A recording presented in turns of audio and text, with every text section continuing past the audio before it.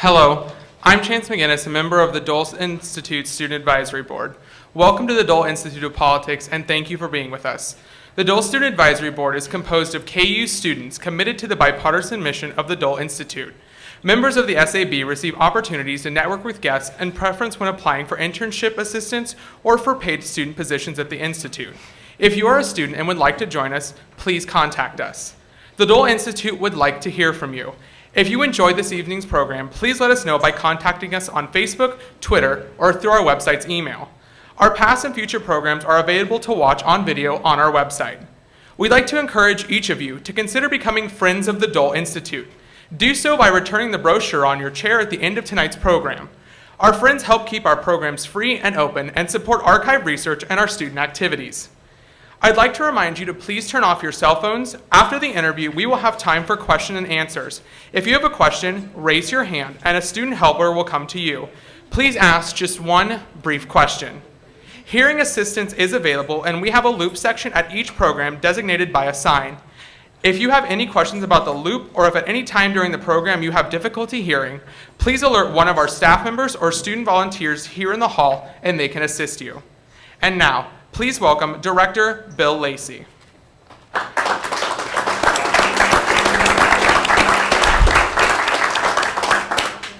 Thank you very much. Thanks to all of you for coming out on a very soggy, rainy night.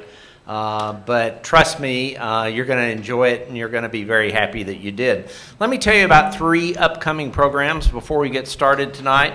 Next Thursday night, October 16th, we'll be featuring Ms. Tanya Fields in a program called Echo Warrior of the Food Revolution.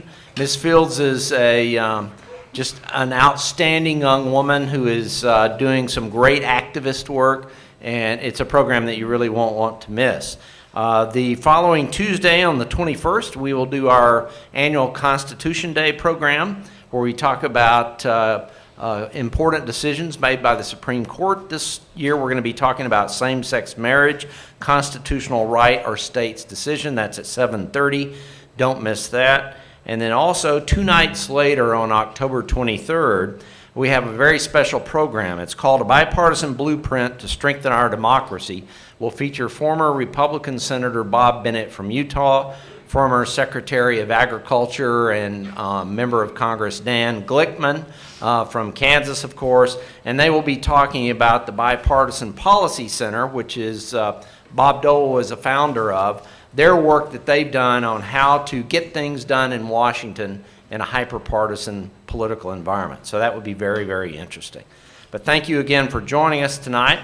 You may not be aware of this, but October is American Archives Month. It gives us a great opportunity to highlight the critical role of the Dole Institute Archive and how we will affect history. There's so much potential here, and many have already taken advantage of it. Our archival team is doing a great job making this information more accessible and better understood. For some time, I believed that a graduate student would come along and ought to do a dissertation on the 1974 Kansas Senate race, because it really is a historic classic. Let's talk about it just a moment. The importance of this election to Bob Dole's career cannot be overstated.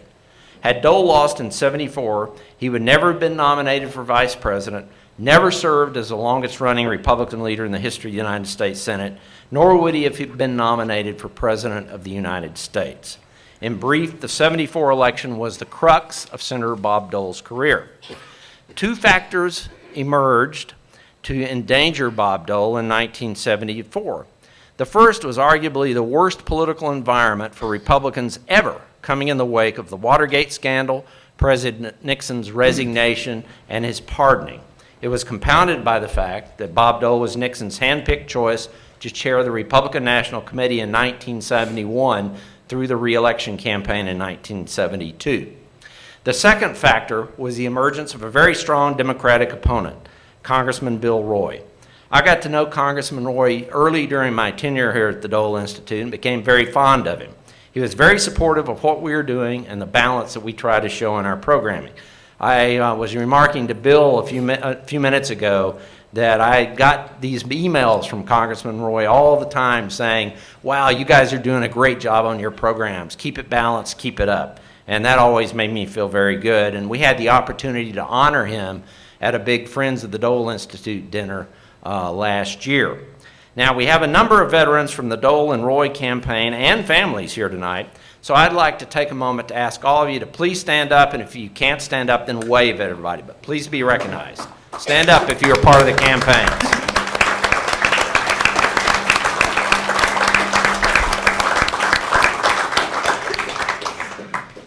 Quite a few veterans.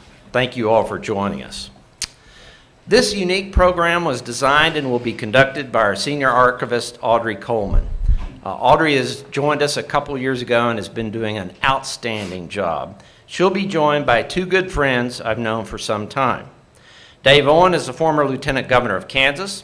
He's a 1960 graduate of Ottawa University, where he was a standout athlete and was elected to the OU Braves Athletic Hall of Fame in 2000. He is currently a member of the Ottawa University President's Council. Professionally, he's had more than 40 years of business experience in the financial industry and has an extensive civic and political background. Bill Roy Jr. earned his undergraduate degree from the University of Kansas and went on to get a degree in law from Washburn. He has a professional background in banking, law, and government. During his political career, he served as legal counsel for Governor John Carlin, served as a state representative. He served as chairman of the Johnson County Democratic Party and now serves as Democratic National Committeeman for Kansas. Bill can also be found frequently riding his bike around the Honeywell Loop in Olathe, where he and I seem to meet more often than at the Dole Institute. But anyway, please welcome Dave Owen and Bill Roy Jr.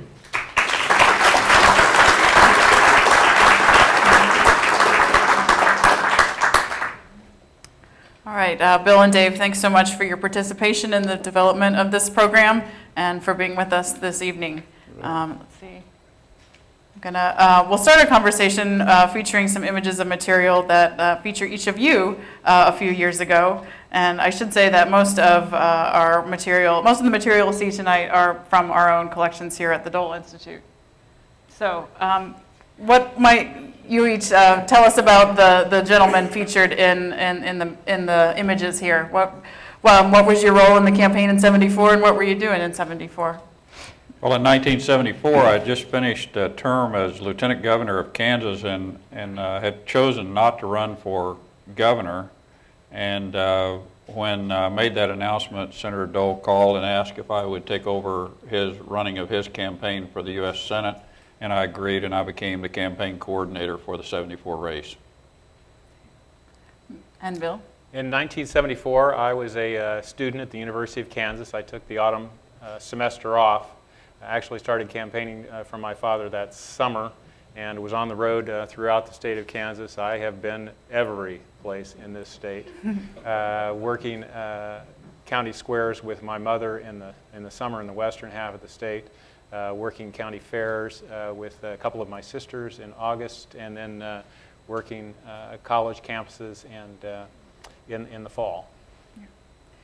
Could you each maybe share a couple of personal recollections from your experiences early on in the campaign, pre-primary period? I kind of took over the campaign before we got to the primary, and the thing I remember the most is walking into the campaign headquarters and seeing nothing but a stack of bills and no money in the bank. And so we had a real uphill battle at that point, trying to get things organized. The Dole campaign was pretty much, I don't think I'm speaking out of school, it was kind of in disarray. And so we had to kind of get reorganized. We changed some leadership positions, and that was my first day in office. It was a much shorter campaign season back in 1974. In the early months of 1974, I think everybody expected Bob Docking to run for the U.S. Senate. And had he run for the U.S. Senate against Bob Dole, it would not have been a close race. I think Bob Docking probably would have beaten him handily. So we had a race that we did not even become an announced candidate until March. But it was an interesting time, being the Watergate period, and it was also the Vietnam War period, and we had to build a statewide organization from the ground up, and we attracted a lot of capable young people with a lot of enthusiasm, and there was certainly a lot of optimism heading into the fall campaign. I might just add too that since I had a very good campaign organization statewide, and one of the things that really helped us get off the ground quickly was we just kind of inserted that campaign organization into the Dole organization and combined the two. And so we had a lot of manpower to do the things that we did through the campaign that made a lot of difference. You know, people like to talk about an issue did this or an issue did that or something turned the election, and certainly that is the case sometimes, but you can never overestimate the value of feet on the street. And we had a lot of volunteers who did a lot of great work. And you know, I would be remiss if I didn't mention Carol Wolford and her family, or Bill Wolford, who's not with us anymore, Bill Taggart, who's not with us anymore. That they were just Ren and Donna Schultz. They were great, important part of that campaign. At the time, early in the race, when you during the summer, you know, what did you anticipate as challenges or policy? What kind of policy issues were on the table? Well, one that I know wasn't on the table, I don't think for either campaign, was I don't think any of us anticipated that abortion would be an issue in that campaign going into it. It kind of snuck up on everybody. And but when you look back at it in retrospect, you know, we should have known, because when I was in the state Senate, the first year I was there, we had to vote on changing the Kansas law on abortion, which we did. Kansas at that point had a kind of an antiquated law, kind of like Texas did, that the Roe v. Wade thing grew out of, but we changed it in '69, and I think it took effect in '70, where abortion would be illegal except in the case of rape, incest, or the life of the mother being in danger, approved by 3 doctors in an accredited hospital. So that happened in '72. Then Roe v. Wade came along in '71 and was argued before the U.S. Supreme Court, and I think then finally approved or became law in '73. So all of that was going on, and the Kansas Right for Life organization really kind of cranked up during all that time. So, but still, when I look back on it, it slipped up on everybody. Mm-hmm. And before that, so earlier in the summer, you know, what were some of the issues, maybe, Bill, that you were talking about when you were campaigning for your father? I presume we'll come back to abortion, because that is really an autumn issue, and I'll be happy to discuss that. In the summer, the campaign starting out, of course, Senator Dole had been as chairman of the Republican National Committee. And the tagline we had in the campaign on all of our advertisements was Bill Roy, a respected voice for Kansas. Because we felt that Bob Dole's first duty, or his first interest as a senator in his first term, had been as Republican National Chairman and serving Richard Nixon instead of the state of Kansas. So that was a major push. Also, you have to remember at the time the Vietnam War was going on, and certainly we drew a lot of support and enthusiasm from anti-war people. We had withdrawn troops from Vietnam in 1973, but that doesn't mean that the war was, still it was still raging in 1974. Although my father did not run as an anti-war candidate, that was nonetheless where a lot of the energy within the campaign came. And then, of course, as all campaigns turn on the economy, and those were not good economic times. It would be hard to believe, but you go back and you look at it, and Nixon, we had record deficits after when he turned us back toward federal deficits back in about 1971. We had wage and price controls, which included wage and price controls on the ag sector, for example.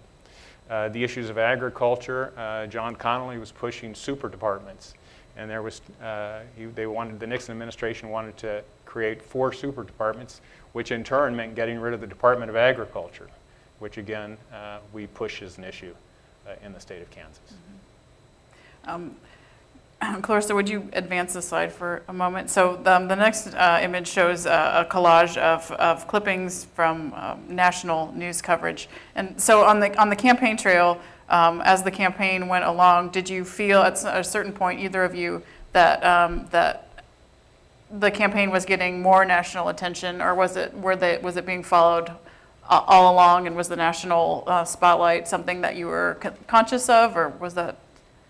Well, I was very conscious of it because of the people that were coming in to help on the Dole campaign. Elliot Richardson was here. I spent a couple of days with him. Of course, President Ford came in toward the end of the race. But I think the things that, when you look back on it, it's just amazing how that turned out, because we had Watergate, Nixon resigned, and I believe it was August of '74. Gerald Ford had issued the pardon. Bob Dole had gotten a divorce in the middle of the race. He, of course, was the head of the Republican Party at the time, and I think that probably is the reason that the other side thought that he was very vulnerable, was over that issue itself. And to have survived all that and come out as a winner was pretty amazing. Well, as Dave mentions, it was a very difficult year for Republicans nationally. We had Watergate, and when unfortunately, they couldn't get President Nixon to come in and campaign for Bob Dole. We would have loved that. But yes, you did realize it was nationally important. But as Dave mentions, when Nixon resigned, and in August, and then a month later when President Ford pardoned him, it certainly lifted the albatross of impeachment off the campaign, and probably got it back more onto issues beyond impeachment. Mm-hmm. It was so tense. That's the other thing I remember. I mean, this was a tough race, and everybody was so uptight. And one of the things we tried to do was to insert a little humor into it to get everybody to loosen up a little bit. And I'll never forget Bill Brock, who was one of Congressman Roy's chief advisors, made a statement at the Topeka Capitol Journal one day that Bob Dole represents the caveman philosophy of the Republican Party. So I challenged and called for him to recant that, and then we formed Cavemen for Dole. And we got a couple of former football players to dress up like cavemen, and I'm sure Nelson and Cindy and some of them remember this, but we formed that committee and tried to lighten things up so people could focus on what we were trying to do. Dole and Roy met on a few occasions for debates, and one of them being at the state fair, which has become a tradition at this point. But my understanding is that the '74 campaign, it was the first time that had been done at the state fair, and that the fair board, do you recall any kind of reluctance on the part of the fair board to get involved with that? Is that?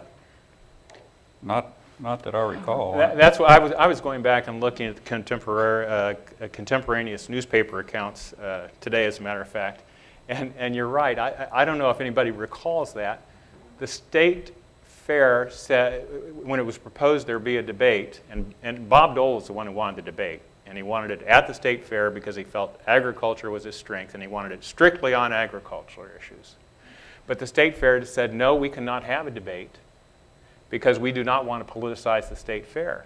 And I saw today a story that was only 5 days before the debate, at which time they said, yes, you can have a debate. I didn't remember They only acquiesced at the last minute to even have the debate. Mm-hmm. So that was apparently the first political debate at the state fair, and they haven't stopped since. Mm-hmm. Well, these campaigns have cycles. They go up and down, and certainly that was a downer. The Hutch Fair debate was a downer for Senator Dole because of really kind of the way it turned out at the end. And then, not shortly thereafter, maybe in September, we had a debate. The second one was with Face the Nation in Washington, D.C. And I went there with the senator, and I can't remember who all was on the panel, but I remember Luke Cannon from the Washington Post was one, and Bill Plant was one. That was a real positive debate for the senator, as good as the other one was bad, because it really energized him. I think Luke Cannon asked him right at the very outset, you know, what's going on in the campaign? And the senator was able to say, well, they're smearing my record or something like that. And he was able to launch off on kind of getting a lot of frustration out about what was going on. And after that, he just kind of seemed to get his second wind.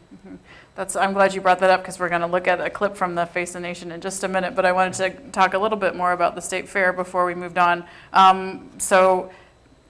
Do either of you remember how the candidates felt? I mean, so going into it, was there some apprehension? Well, as I said, at this point, we were looking very strong in the polls, and I think that Dole was willing to accept a state fair debate, seeing the need to start to pull his own numbers up.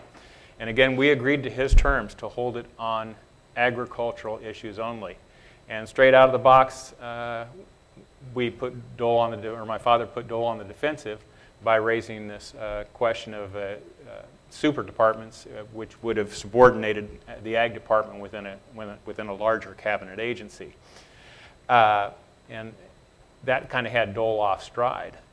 But then, of course, the very last word got in by Senator Dole, and Senator Dole then brought up apparently the ag question of abortion.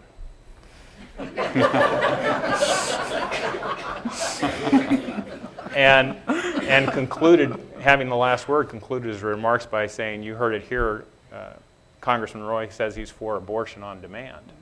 And a wave of boos swept over that arena. And no, we felt good about that appearance, but that statement about abortion, I think, became a clarion call for certain forces within Kansas to go out and start to push the abortion issue. And it had never before been an issue anywhere, anytime. As Dave remarks, the Kansas legislature only changed the abortion law in 1969, and Dave voted for it. As a matter of fact, only 6 Kansas senators opposed it. It was overwhelmingly approved by both the House and the Senate, but under very restrictive circumstances.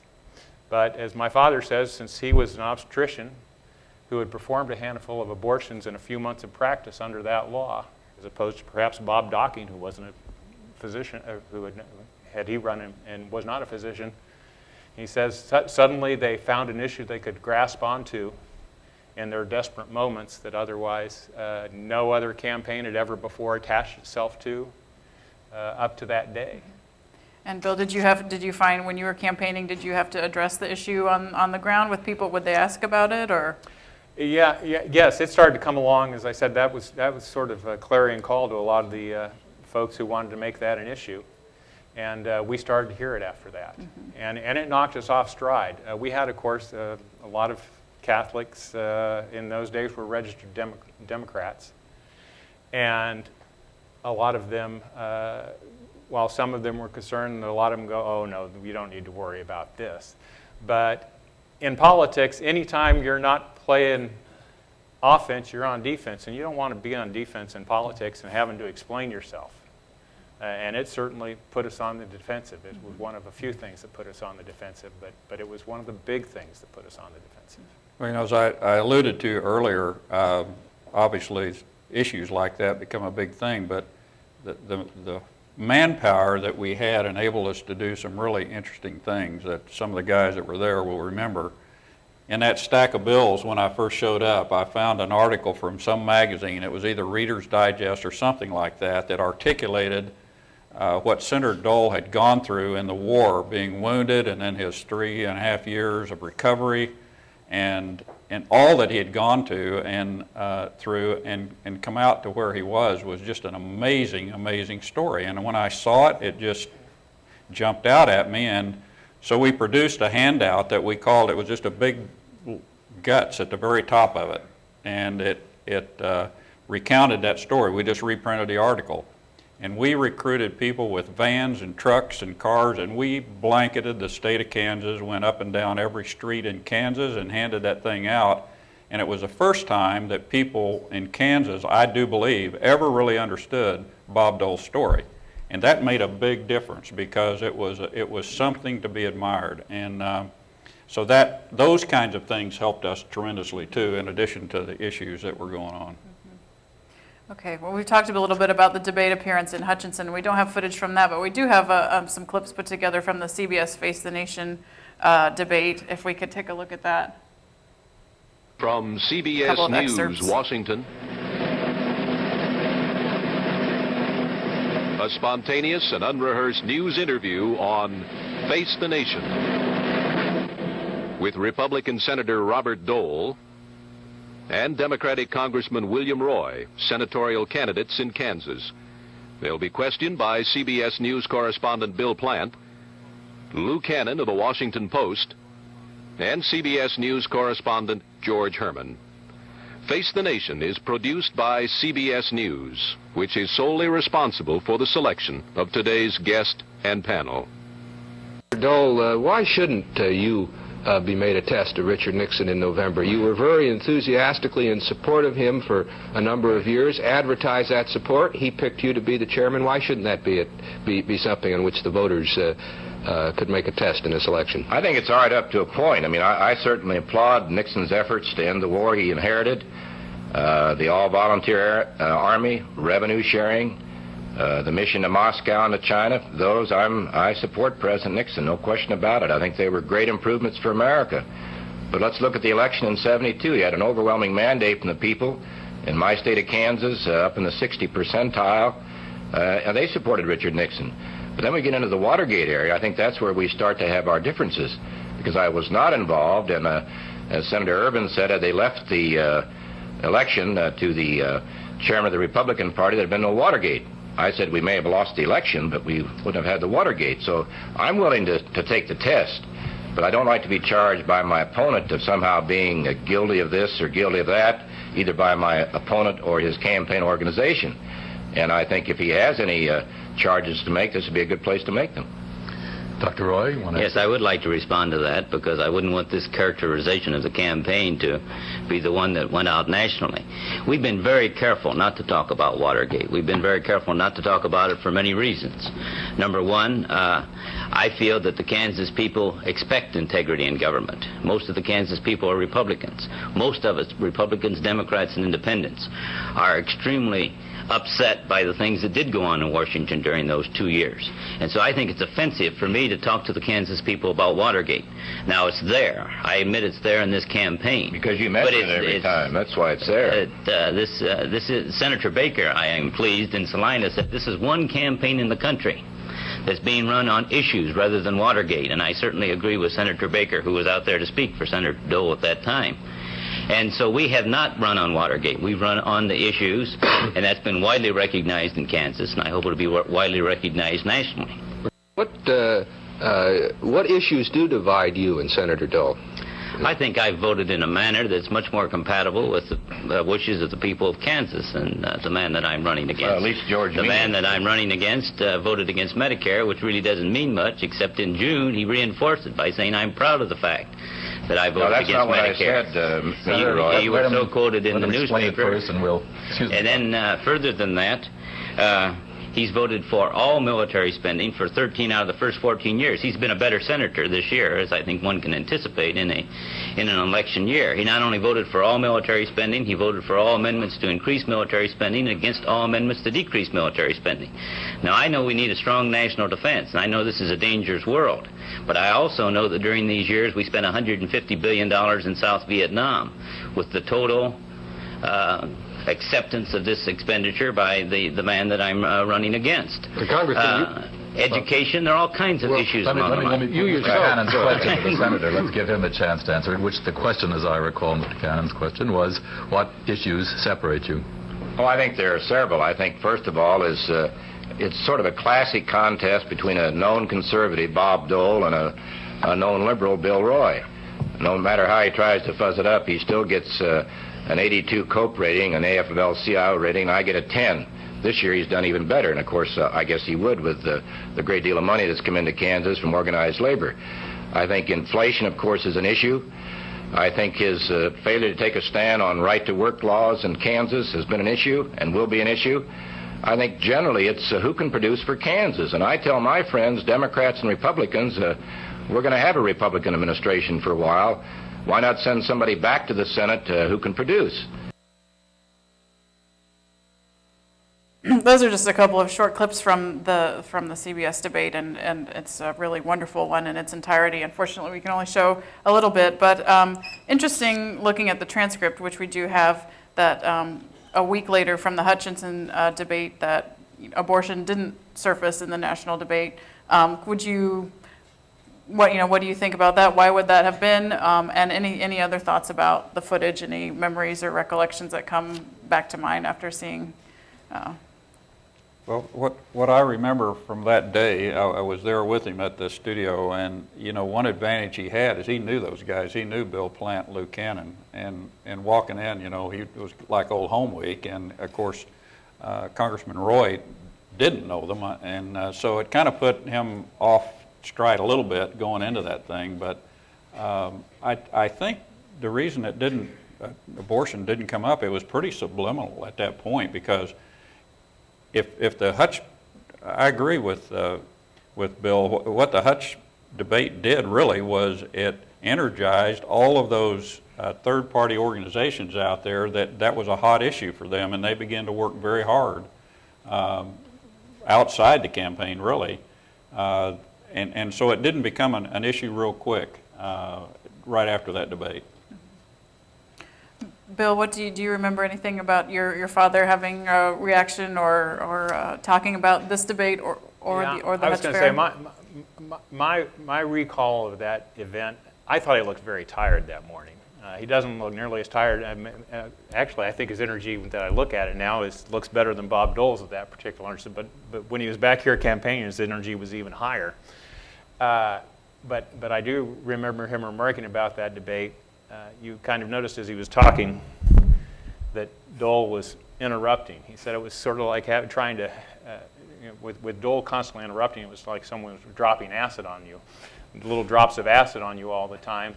And he said it was not easy to keep his mind where he wanted it to be in terms of making his points. I really don't know if that Face the Nation debate had all that much impact, though perhaps except for people who wanted to bring more money or more national faces into the campaign. I think the local debates were probably a greater factor. There's just no question that debate, for whatever reason, energized Bob Dole. He kind of started defending himself. He was mad about the charges that were being made against him, and you could kind of see a little of that anger show up there. But I can tell you, after we walked out of that debate studio, he was fired up. Interesting. So when Dave, you mentioned campaign advertising, and we'll look at a few pieces here. Both print advertising from each campaign. Any thoughts? Unfortunately, we couldn't show tabloid, the newspaper tabloid format, which was of which there are many examples on actually both sides of the campaign, and seemed to be an effective format. Could you just comment on campaign messaging in general, your experience, any particular piece or pieces that you thought were effective, and either one? Well, I will say I think, as Dave alluded, that Bob Dole piece, Guts, was a very effective piece. I've always felt it's important that people be able to identify with a candidate not only in terms of issues, but on a personal level. And when you read that piece and you read about how Bob Dole grew up in Depression-era Kansas, was a decorated World War II veteran who had a very difficult recovery with a lot of help from a lot of folks, Russell and elsewhere. I think that was a very effective piece in terms of selling Bob Dole. We worked to sell my father as well, who was a physician and delivered over 5,000 babies at that time, and had come to Kansas as a captain in the Air Force. But again, that was not nearly as compelling a story as Bob Dole's Guts issue or tabloid. Again, you see the tagline there, a respected voice for Kansas, and that was, again, about having an independent voice who would serve Kansans first instead of being beholden to the Nixon administration. And Bill, earlier you made an interesting comment about the campaign, the colors of the campaign graphics. Oh yeah, I was going to say, when you lose by only 1.5%, you can look at a lot of reasons. The Dole campaign, for example, outspent us by about 50%. But I always say it didn't exactly help having orange. Bob Brock, who was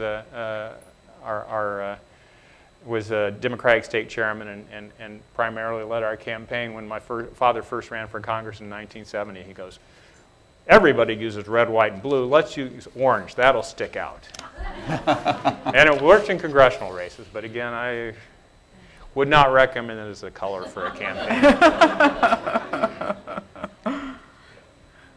You know, the tabloids really played a big role in on our side anyway. We used a lot of tabloids, and we distributed them the same way we did the Guts handout. We organized caravans of people in campers and trucks and whatever they could drive, and we covered this state. I mean, we didn't miss a nook or cranny passing those things out.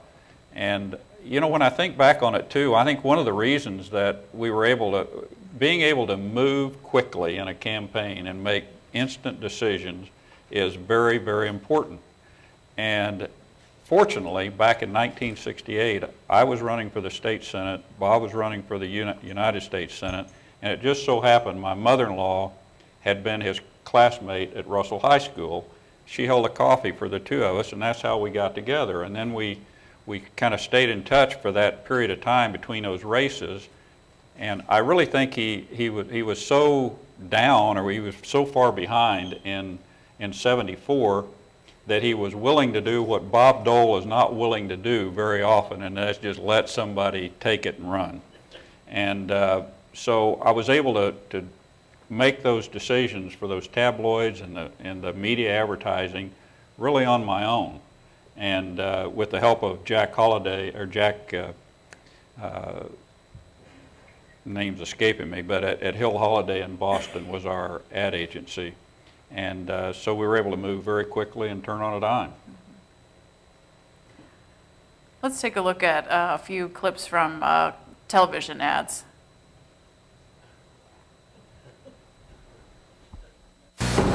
Lieutenant Governor Dave Owen. Senator Bob Dole has served the people of Kansas as Congressman and U.S. Senator for 14 years with a record of leadership and accomplishment. Bob Dole has been a leader in the fight to reduce federal spending. His opponent is a doctor with limited government experience. We cannot afford on-the-job training for Bill Roy. We need a proven leader who gets things done, and I believe Kansas needs Bob Dole in the U.S. Senate for 6 more years. Re-elect Senator Bob Dole. Both U.S. Senate candidates are advocating reduced federal spending. Then how do the candidates differ? The greatest difference is one of priorities. For example, on July 30th, Senator Dole voted against the Farm Bill after voting for more than $5 billion in foreign aid. Congressman Roy voted just the opposite. Roy voted for the Farm Bill and against the foreign aid bill. Bill Roy's priorities serve the people of Kansas. Dr. Bill Roy, a respected voice for Kansas. Bill Roy says that Senator Bob Dole is against the farmer, against cutting the federal budget, against the school lunch program. Truth is, Bob Dole's been called the champion of the Kansas school lunch program by its director. Last month, while Bill Roy was campaigning, Bob Dole helped trim the federal budget $8 billion. And Bob Dole has been the farmer's #1 hired hand in Washington for 14 years. All of which makes Bob Dole look pretty good, and Bill Roy look like just another mudslinger.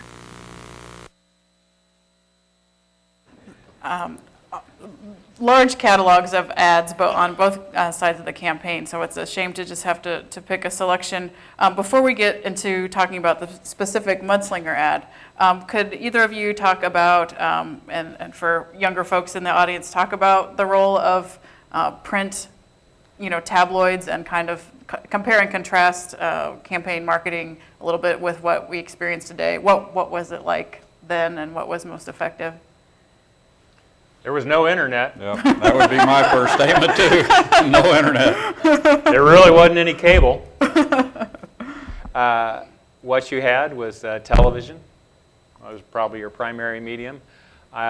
Radio and newspapers were very important because back then newspapers had pages, time, money, everything else, and everybody had a newspaper. They had reporters, they had staffs, everything. Newspapers were, and you would see multiple articles per day about each campaign in the newspaper, along with editorials. So certainly newspapers were important, and we made a point of we did a lot of newspaper advertising when not only the candidate, but when I traveled or other family members traveled, you were certain to stop by the newspaper and visit with the editor. Or do local television interviews. That's one reason you had family members out there, just so you'd have more television interviews and more news stories and so on. Yeah, I would agree. Back in those days, you just kind of lived and died by what the local newspaper was saying about the campaigns. That's where people got really their most trusted news. Obviously, you had television, but I think people really relied on their hometown newspaper and what the editor thought, and so that was really all important. And radio was also, again, kind of a subliminal thing, because we would do actualities and call them out to the radio stations, and they would run those actualities with the senator all day long before he went into an area, and that was pretty effective as well.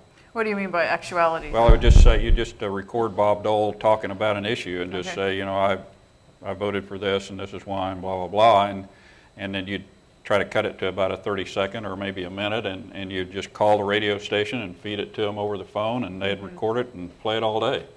Audio tape. Yeah. And John Seddick, who was my father's district office press secretary, he did a lot of those. Yeah, it was probably wrapping up what was then a political thing as a news event, and getting it played on the local news as a free item. Okay. Interesting, in this selection, we didn't show the whole host of ads that were really more issue-based ads on either side, and this group more invokes the opposite, are more, I don't want to say attack ads necessarily, but it, invokes the opposite campaign. But the mudslinger ad, Dave, is well known as being a turning point or a revolution in campaign advertising. So, well, the ad that you did play there, where the Roy campaign was saying Bob Dole is voted against the farm bill, for example. Well, he might have voted against the farm bill on one bill as it came through, but he probably voted to amend it and then vote for a better bill coming after it. That kind of stuff was really what generated mudslinger. In fact, I had called our ad agency and said, we're running these mundane ads about, getting your Social Security check or something, and we're not getting anywhere. And so we need some hard-hitting ads. So we went down to WDF-TV and we started making an ad copied really on Bob Docking's ad. He had a guy by the name of Tom Downey back in those days who would get on a stool like this, smoking a cigarette, and just take the hide off of Docking's opponents. And so I got a guy that was a good radio voice by the name of Richard Ward Fatherly. We set him on a stool and we did the same thing. And while we were making those ads, our PR firm called me and said, would you give me 24 hours to make something more like what you're after? And I said, okay. So a couple days later, things got shipped by airplane in those days. They put it on an airplane, it came to Kansas City, we picked it up, and our staff sat around the table and looked at those ads for the first time. And the first one that we had was, the tagline was, makes Bill Roy look like a liar.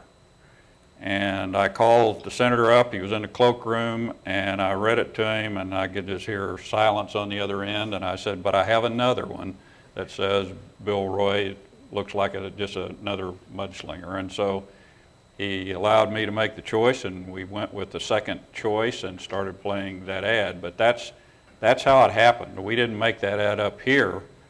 They made it and sent it out to us. And that motif was used in a couple of iterations and versions over the course of the campaign. Is that right? We had one we called graffiti as well, which was just somebody with a magic marker putting ears and horns and everything on Dole, and then it would reverse off. I kind of like mudslinger the best. And the great thing about mudslinger is it confused everybody. The Roy people were getting calls, "What are you doing, throwing mud at Bob Dole's poster?" And we would get calls, "What in the world are you doing?" Because when that mud hit the poster, nothing like that had ever been done around in Kansas. And when that mud hit his face, I mean, if you were watching TV, you'd just go like that. And so it was very, very effective. We didn't have a creative national ad agency. We had a good local Kansas ad agency.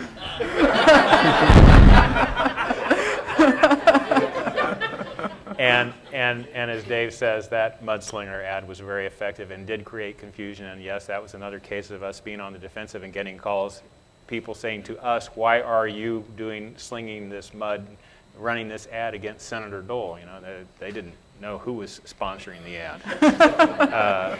So again, it was more confusion, and I think it was sort of the characteristic of the last month of the campaign. They were slinging everything they could in order to overcome their numbers deficit. It was very controversial on both sides because we had a lot of people that didn't want us to run the ads. The senator never called me and said, "Don't run the ad," but he would have Huck Boyd, who many of you remember, who was one of his mentors. Huck would call me and say, "Now, Dave, do you think you really think we ought to keep running that ad?" Well, I'm looking at polling data that, as antiquated as it was, and I could see the needle moving when we were running those ads, so I finally just kept doing it, and we ran it all the way to the end. And I will say, you know, politics isn't beanbag, it's sharp elbows, but of course we were ahead in the polls, and people say, "Oh, you got to be positive," and when you're ahead, you don't worry so much about it. So our failure to respond perhaps in as sharp a way was naive on our part. Well, you both alluded to kind of as the campaign wrapped up and how fierce it got, and the mudslinging back and forth, so to speak. So our next slide shows a couple of things, and these are poor images because you have to remember I'm an archivist, and these are the actual documents from our actual files, so they're not beautiful. One is the Bill Roy's article, scholarly article that he wrote for the Washburn Law Journal regarding his physician's perspective on abortion, and then also a leaflet that is pretty well known in legend, but with talking about Bill Roy's so-called abortion or activity, and so we wanted to be sure and kind of talk about those and how that affected the end of the campaign, and if you wanted to have any.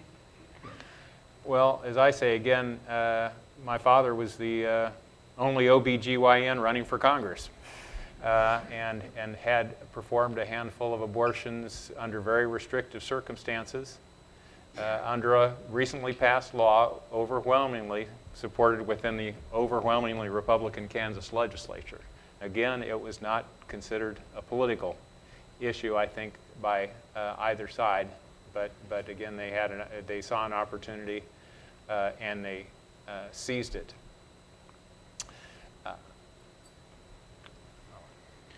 Well, I think, like I said, the big thing really was that it kind of came out of nowhere, and these third-party groups began focusing on it quite effectively. And I'm not going to say that there weren't people associated with the Dole campaign, because there were a lot of people that felt very strongly about that issue, and they were very vocal about the fact that they were opposed to abortion on demand, and so there was a little bit of involvement on all sides, I think. Yeah, and of course, to get back there, you see, opposed to abortion on demand, there was no abortion on demand. I would also add,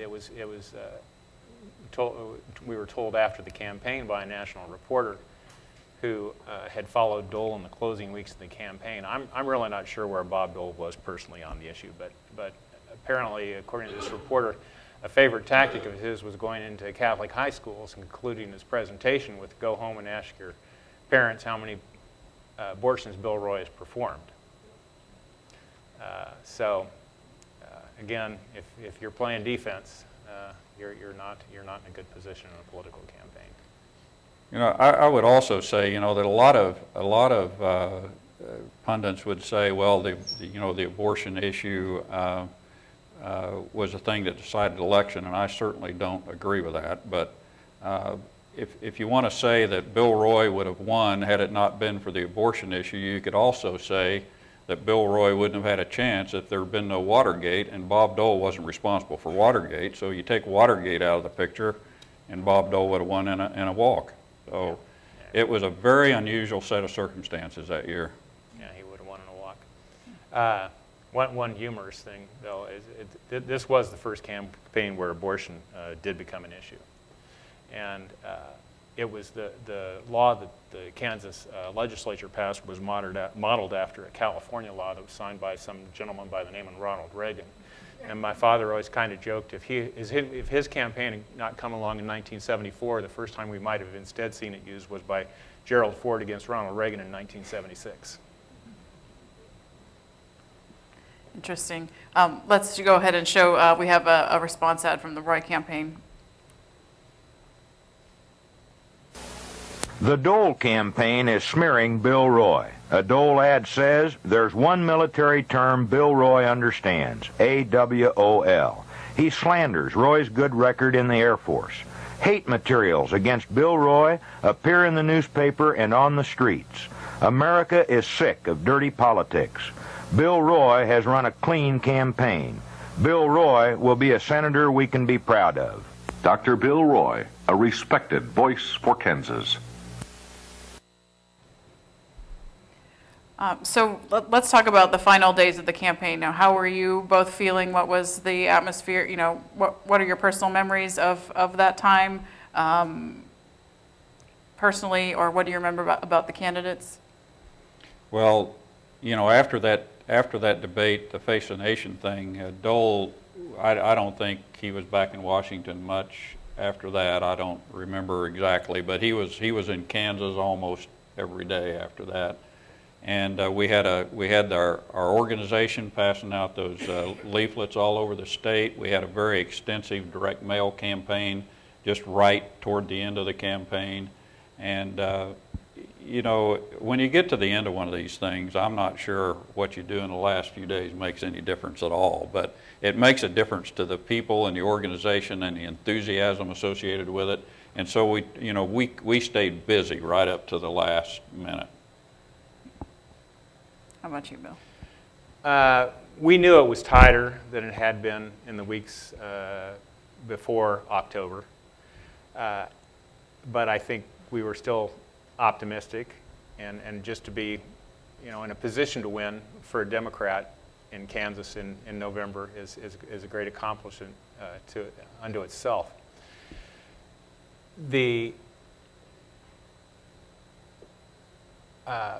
Another little undercurrent that was going on, though, of course, the abortion issue. There was the leafleting of the Catholic parishes on the weekend before Election Day. There were phone banks being run, perhaps not by the Dole campaign, but certainly in support of the Dole candidacy, being run, spreading rumors about my father's true medical,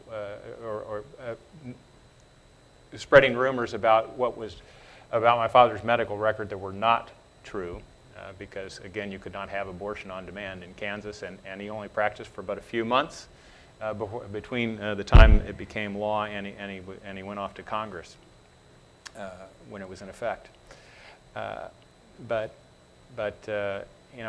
There's all kinds of little things. Dave alludes to the fact that another thing my father says when there was a close campaign, he continued to go back to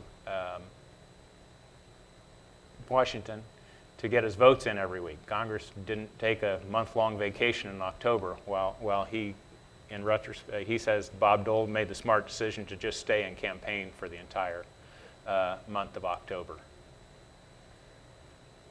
And you'll see, I hope you all can see this, but probably in the back it's a little small, but the graphic from the Topeka Capital Journal, and showing the graph up here in the upper left, the top one is Dole, and you can see the horse race, how close how tight it was even in the lead up. to the conclusion of the campaign. The other thing I'd remark about, of course, is as close as this race was, you see down there the governor's race. And the governor's race, the margin was only 30% as much as the Senate race. It was only decided by a few thousand votes. And that was another thing in terms of confusion in the ending days, because back then, if you just said who was left and right in the governor's race, you'd probably put Vern Miller on the right and Bob Bennett on the left. And so in terms of identifying your voters and getting your voters out, yes, you could turn out a vote for Bill Roy, but as a Democrat, where you're also turning out a vote for Bob Bennett. I think, as I recall, I think Vern kind of overreached a little bit when he tried to start arresting airlines for serving drinks as they flew over Canada. So I think that played into it a little bit. Well, as we conclude, I wanted to just make a couple of observations from the material that I looked at in preparation for the interview. Primarily, I looked at Kansas op-ed pieces in Kansas newspapers. And what was striking to me was that in many cases, both 2 points. One, that the editorial boards were having trouble picking a candidate. They were saying that these are two incredible men. We will never see this again. Why do we have to choose between these people? And then on the other side, blaming the campaign apparatus and third-party organizations for any kind of absolving the candidates of any nastiness and putting it onto the campaigns and other groups. So interesting dynamic. Do you have any reactions or thoughts about that as we?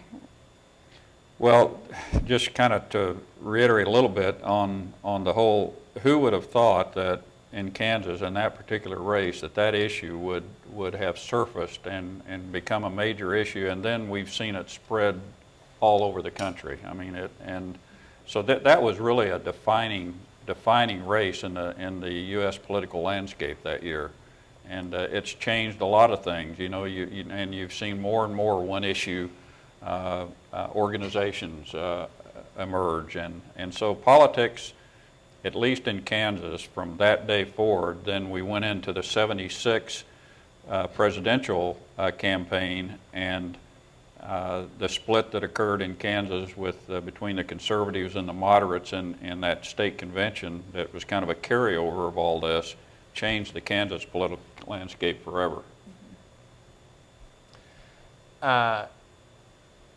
You say the newspapers say it was a choice between two good candidates, and I certainly, I think history shows it probably was a very good choice between two very good candidates.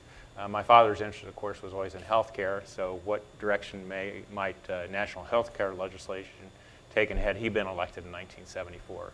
But Bob Dole certainly went on to have a very illustrious career as there were senators who told my father when Bob Dole came back after the 1974 campaign, he came back as a chastened person.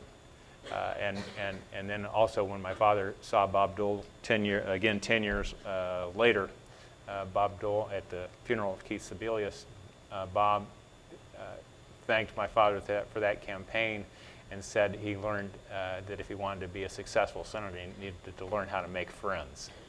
And of course, he shortly after that became majority leader and did outstanding work and did change the nation in many ways. The American for Disabilities Act was certainly a great achievement, and his ongoing work with food and nutrition programs. I guess I would just say in closing, if Bob Dole were still the majority leader of the United States Senate, this country wouldn't be in the mess it's in today.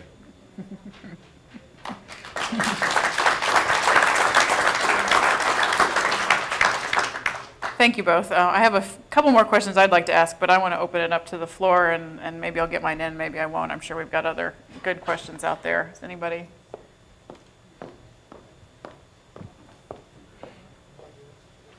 Yes, I have one. During the campaign, did you perceive the electronic and written media to be fair and balanced, or did you perceive it to be biased in favor of your opponent? Well, My response to that would be, we had a great press corps in Kansas, guys like Lou Ferguson, for example, that come to mind with the Associated Press, and Ray Morgan with the Kansas City Star. And I always felt that in those days we had a very fair and balanced press. Bob Wells, who was our campaign chairman, was very active in the media industry. He was former chairman of the Federal Communications Commission. And my view was it was pretty fair and balanced. I'd say the reporters seemed pretty good. And again, newspapers were a dominant media at the time, so they printed a lot of things because they had a lot of space to fill, and they had a lot of staff to work on things.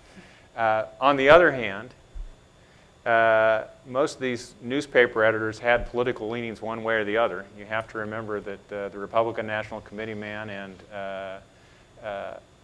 one of Senator Dole's principal supporters was Huck Boyd, who had the newspaper in Phillipsburg.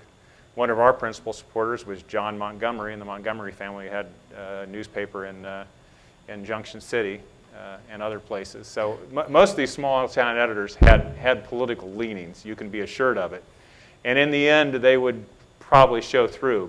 But I think they also try to do a pretty good job of keeping their readers informed, leading up to the time they made their ultimate editorial biases known. Accurate statement. Right here. Mr. Roy, you commented that Dole outspent the Democrats considerably. What was the source of funding? Was there a lot of national or out-of-state money coming into the campaign? Well, I can tell you, I told you, Dennis, that what I found when I walked in, we were out of money, and we got our feet back under us. I called Clint Ingstrand in Wichita, an oil man there who was a big Bob Dole supporter. He put on a fundraiser for us at the Petroleum Club there in Wichita and walked out of there with a little over $100,000 in checks, which was a lot of money in 1974. That kind of got us back on track. But we did get good support from outside of Kansas as we went on into the general election, which enabled us to run those ads that you've seen. Of course, this was his first $1 million campaign in the history of Kansas. Again, the Dole campaign, as I recall, raised about 50% more than we did. We were not necessarily wanting for money. We raised all the money we'd hoped to and more, as I anticipate they did. And again, we went around, my father went around the country and did fundraisers outside of Kansas, as well as raising a good deal of money inside of Kansas. The interesting thing about that particular race, or the races of that particular time, is pretty much what Bob Dole raised and what Bill Roy raised is what was spent in the campaign. Today, what the candidates raise is only a fraction of what is spent in the campaign, and it's being washed over by this tidal wave of money from third-party interest groups. Any other questions?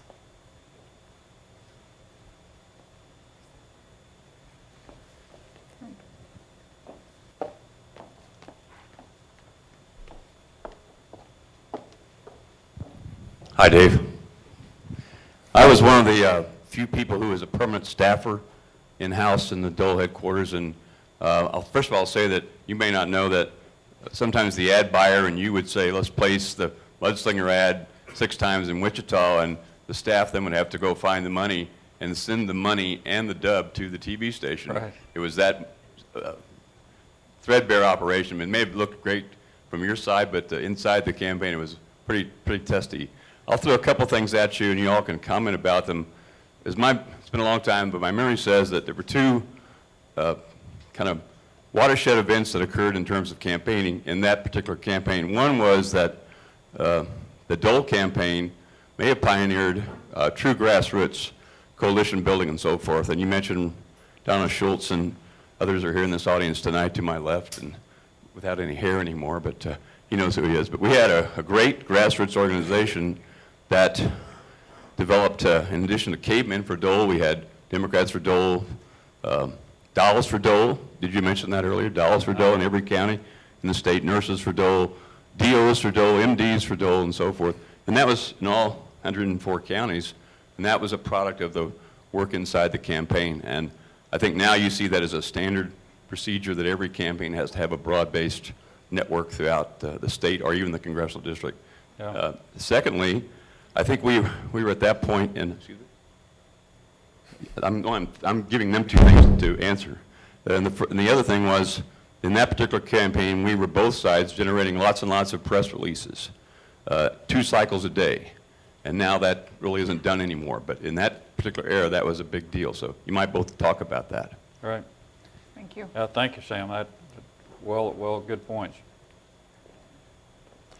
Yeah, I find one thing interesting. I go back and I look at the history of our thing. I was reading one piece of paper in the last week where we put out 6 press releases in one day, which would really be considered malpractice now because you're stepping on your message if you're trying to put out 6 press releases in one day.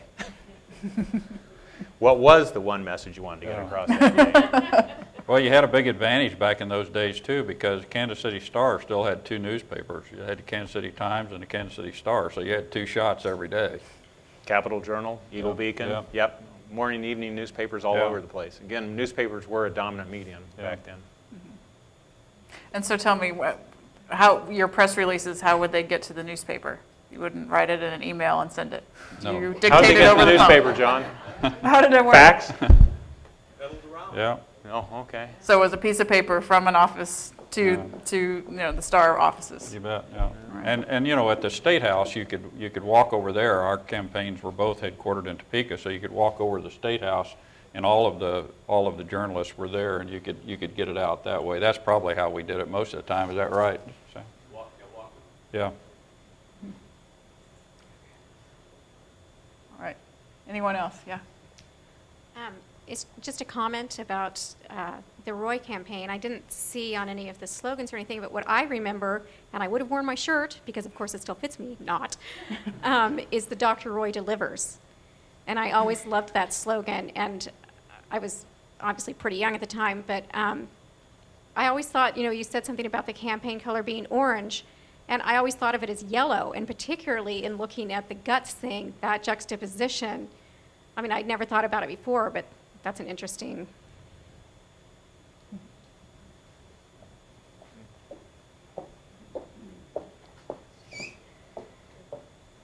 I'd just like to say one thing about some of the people who were involved backstage, the Bob Brocks, the Pendergast, Brian Biles.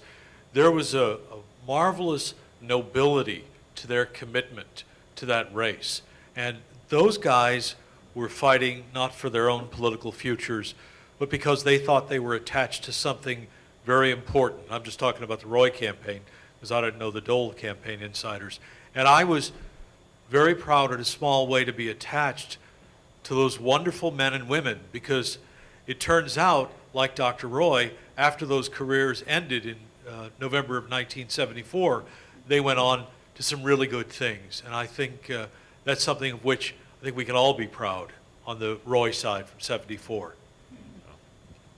Yeah, if I could ask a follow-up, to respond to that, and then also talk a little bit about how your work on the campaign influenced, what you went on to do, and what did the lessons of the campaign mean for you going forward? Well, again, I was a 20-year-old student at KU, and it was my first great immersion in retail politics. I got out there and introduced myself to strangers and promoted my father's campaign. I learned how to walk up to total strangers and listen and talk about issues. John mentions, the reason I'm here tonight is because I'm one of the few people left around from the Roy campaign, one of the younger ones. Actually, there's quite a few here tonight. John and Larry Walguest was my father's district director. He's now mayor of Topeka. But the principals in that campaign were Bob Brock and Paul Pendergast. They did most of the great strategizing and the heavy lifting, along with an executive committee of about 20 persons, very few of whom are still around. But we had a great core of supporters and a great network of, like the Dole campaign. We organized in all of the counties. Believe it or not, we found Democrats in all 105 counties back in those days, and made it into every single one, and were greeted by Democrats and worked all of those counties. Yeah, I think that experience was just really a great experience for me. It gave me a lot of confidence in everything that I ever did after that. You know, I'm not totally responsible for what happened in Johnson County, but Johnson County, my home county, came through with a 15,000 vote majority for Dole in that race, and that made, I mean, the race was decided by 13, so it made a difference, and so I felt really good about that, and it just gave me a lot of confidence. And of course, as John says, the friends you make in something like that, it's, you know, they stay with you for the rest of your life. And as evidence of everyone who's here tonight, my father always said, the only thing, once politics gets in your blood, the only thing that gets it out is embalming fluid.